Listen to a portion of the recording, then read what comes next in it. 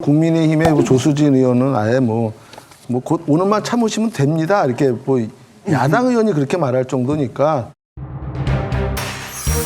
후보자는 검찰총장 임명장 받으실 겁니다. 검찰총장이 될 겁니다. 임명장 받을 거예요. 오늘과 무관하게.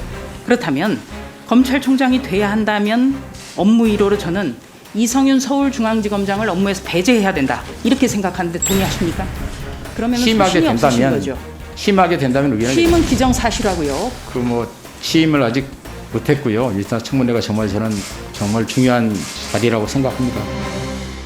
증인도 한 명 없이 참고인 한 명만 하는 이런 맹탕 청문회였기 때문에 임명하는 데는 뭐 큰 지장이 없겠지만, 다만 이제 청문회 과정에서 라임 사태에 관련해서는 이 녹취록에도 김호수 법무부 차관이 로비 대상이었다라는 게 나와 있거든요.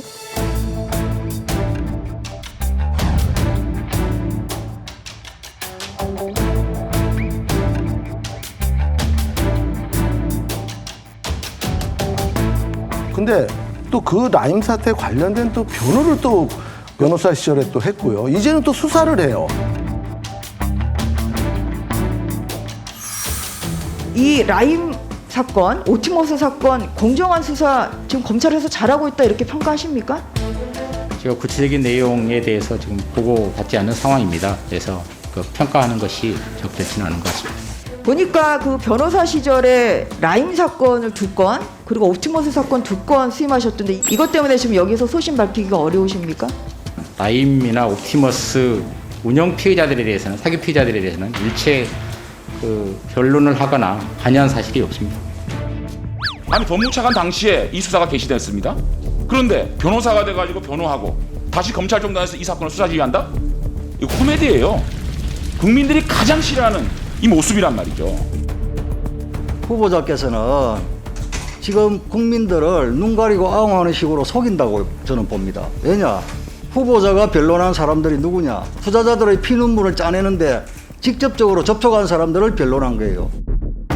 8개월 동안에 2억 원 가까운 돈을 받으셨어요.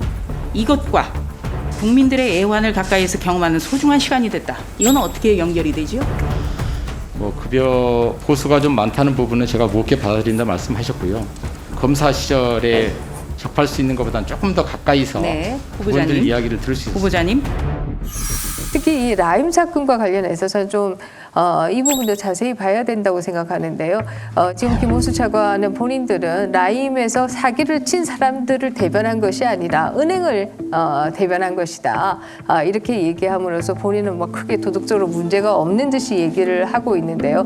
그러나 본인이 수사 보고를 받고 있다가 금방 또 이 사건을 1년도 채 안 돼서 이 사건을 변호한다라고 하는 것이 이것이 이해 충돌 아니냐 이런 얘기를 할 수 있을 것이고요. 과거에 변호인이었다가 이제 또 검찰로 다시 돌아가면서 총장이 되면서 그 사건을 이제 뭐 지휘를 하겠죠. 그러면은 아무리 본인이 총장으로서 그 사건 지휘를 안 하겠다고 해도 인사권을 쥐고 있잖아요. 검찰총장이.